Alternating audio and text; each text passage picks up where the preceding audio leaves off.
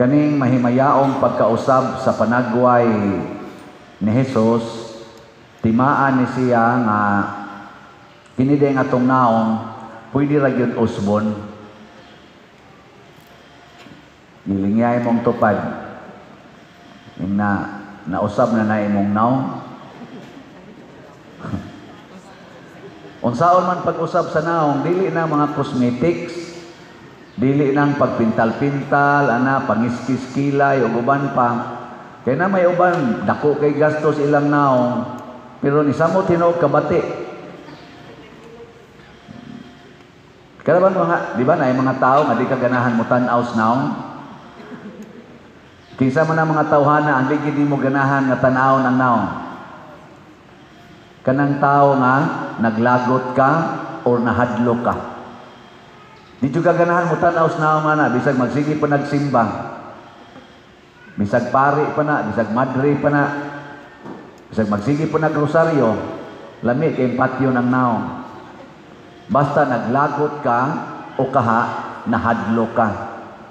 O kinsa man ang imong kalagutan kanunay? Kinsa man ang imong kalagutan?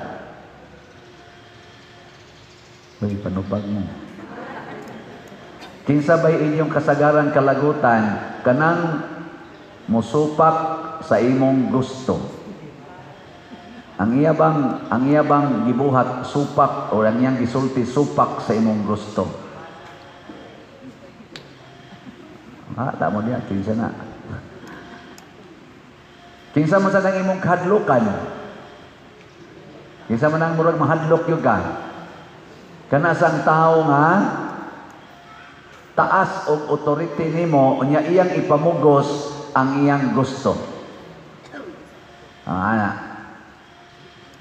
Muna si Jesus ang iyang naong mingdanag kay una sa tanan dili siya kalagutan sa kadaghanan. Naipipila maglagot pero ang kadaghanan dili maglagot niya.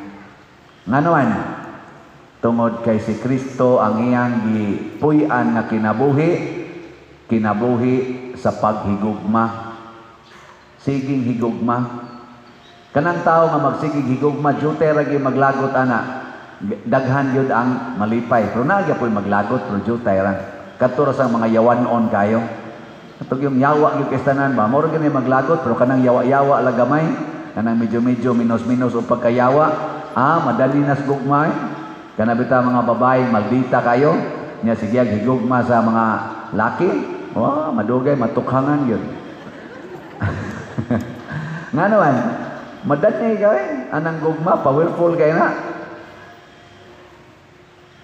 Kinsan niyo din ang magsigid yung higugma, bisas mga palahubog o sa mga sugarol o sa mga musuyop. Mahigugma gyapon mo, tasang kamot.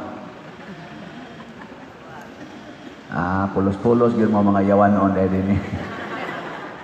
Kamong nanimba ba, pulos-pulos yawanon. Kasi Kristo, mga palahubog, mga sugarol, mga prostitutes, mga kawatan, mga andakiro, iya gitong higugma. Tanan yun. Motong yang naong ni danag. Kay kanabitang tao nga ma-inlove. Tanawa rin ko ninyong naong anang tao nga ma-inlove. Kung sa may naong?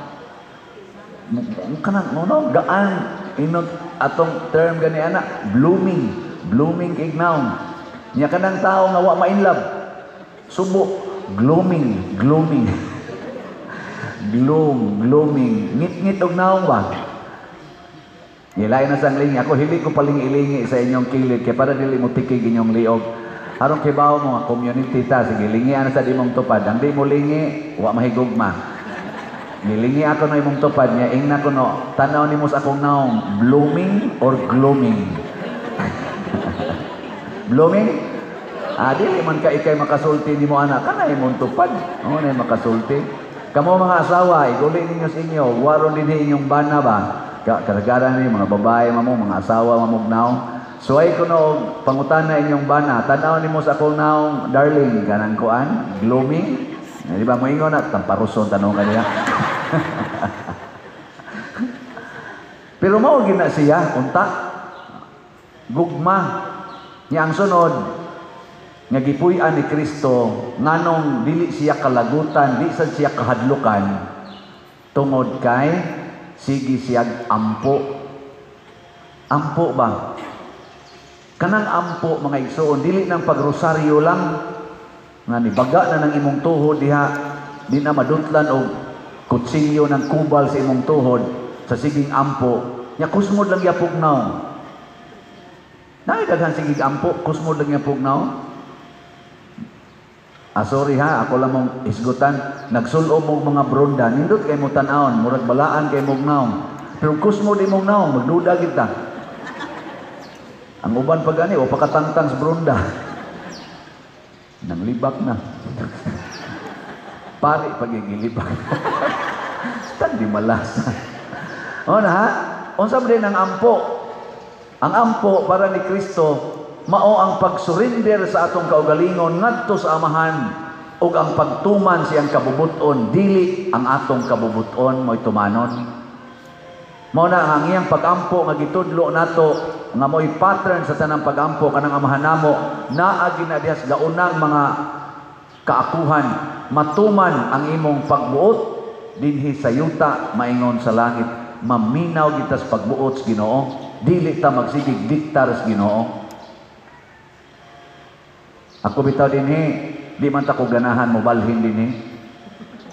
Kay dako pa kay kog utang dito sa akong project na kumbinto dito sa San Vicente. Nya kay ang obispo ning kuan man gyud ning desisyon man na ibalhin gyud ko dinhi dol-dol ra man sa San Vicente sa Liloan. Akong gidawat niya akong gipamalandungan ningon ko, Lord, unsaon man akong 70 million. Siya, padayon lag baligyag sila. Total ang kanang naminaw nimo, wa man na diha sa San Vicente. Tuwa mo sa na dito sa Compostela. Karon sa una maminaw sila, karon mo tanaw na gid sila nimo. Palit mo gid sila slot sa una nga maminaw ra, samot na gyud mo tanaw na. Nilingay mong tupad, ina, palit kang slat. Ina ka no. O malingo gani, wag na maanad og palit og slat. Unya sad, dito sa San Vicente, 15% raman sila sa total nga namalit og slots nga nakahimo mig projects nga ni worth og more than 300 million pesos. 15% ra ang tuan ang nakakita nako. Ang nihatag ana apil na tingali mo din sa una more than 80% outside the parish. Salamat sa Ginoo. Nya si San Vicente ratoy nagda sa una sa akong mga slots. Karon duha na gid sila, San Vicente ug si Santiago. Yadog dili na maukal na inyong kasing-kasing nga pugsunon kay mo palit og slot. Unsa man ning slot? Ang slot mao nay minimum donation para sa atong proyekto. Maanad daw niya mo ana dinhi. Kay ni atay daghang project himuon. Slot ra gyud na. Pila may minimum donation karon na atong gi-design para ning atong slot na ang title God's Rewards and Complete Elation or Grace. 100 pesos. 100 pesos ra gyud. Palit lag 100 pesos mao na siya. Unsaon man pagpalit. Ambot wala pa man tay screen dinhi, mag-usap pa na sa atong himuonon, pero sa atong online mas ato na ning i-flash.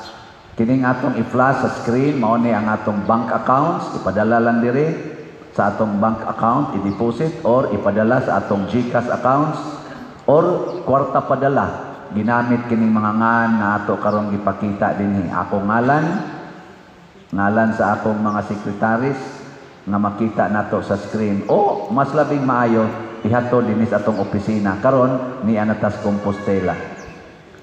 Mao na siya ang nakapaligo nako nga di ko managanang moanhi dinhi kay naminaw ko sa kabubuton sa Ginoo. Padayon ra man day baligya. Padayon lang ta. Asa ta makapuyo nga parokya, padayon nato. Ana. Ikatulo nga kinaiya ni Jesus nga angay natong sundon aron dili maglagot ang tao nato or jutay ray maglagot. Unsa man? Kana gyung gugma sa pag-antos alang sa kalipay sa tanan. Kana bang andam kang muantos para malipay ang tanan?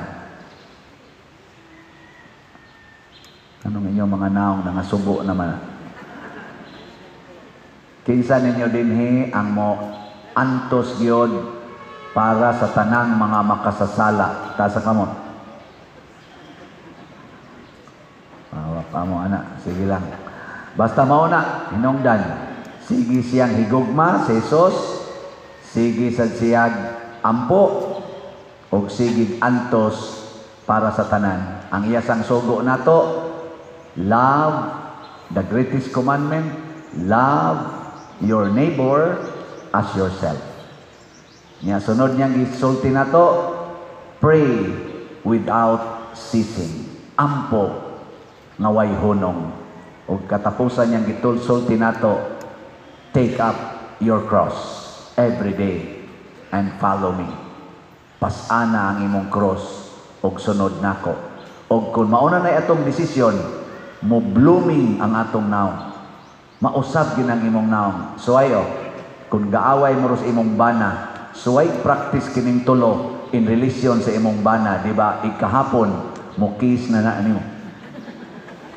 Kamusang mga bana, imong asawa, sige gyaw-yaw, kusmod kay naong. Suway practice ning tulo, alayo ra kay nang duha ka adlaw, mugakos na nimo. Lagi, nya gadalag kutsilyo. Dili tayo kanang tuwa mugakos na, lipay na. Og mao ni atong paningkamutan, kuyog ni Santiago, kuyog sa mga santos, labaw na ni Mama Mary, nga kanunay ang tatang maningkamot, nga mo blooming ang ato mga naong sa mahimayaong panagway dili sa yawanon nga panagway.